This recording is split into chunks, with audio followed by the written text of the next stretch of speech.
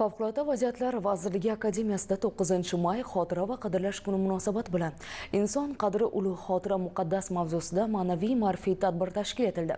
Unda soha faxriylar, professor o'qituvchilar, kursantlar hamda jamoatchilik vakillari ishtirok etdi. Tadbir davomida vatan ravnaqi, yurt tinchligi va mamlakat xavfsizligini ta'minlash yo'lida mardlarcha xizmat qilgan, el oson ishtaligi uchun jonini fido etgan insonlar xotirasi chuqur ehtirom bilan yod etildi.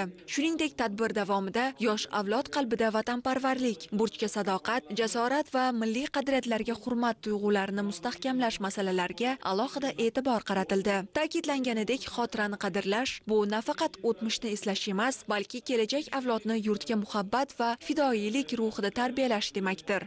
Ushbu oliy ta'lim dargohida uzoq muddat rahbarlik qilgan marhum ustozimiz general-mayor Sobirov Matrasul Sobirichni xotiralarini abadiylashtirish maqsadida akademiyada alohida o'quv auditoriyasi tashkil qilindi.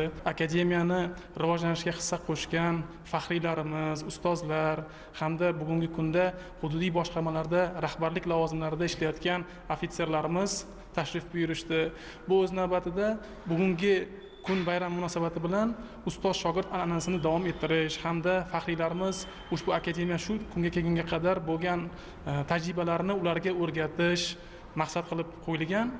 Tadbirda so'z olganlar professor Matrasul Sobirovning ko'p yillik samarali mehnati, yosh kadrlarni tayyorlashdagi munosib hissasi hamda ilmiy pedagogik faoliyatini alohida e'tirof etdilar.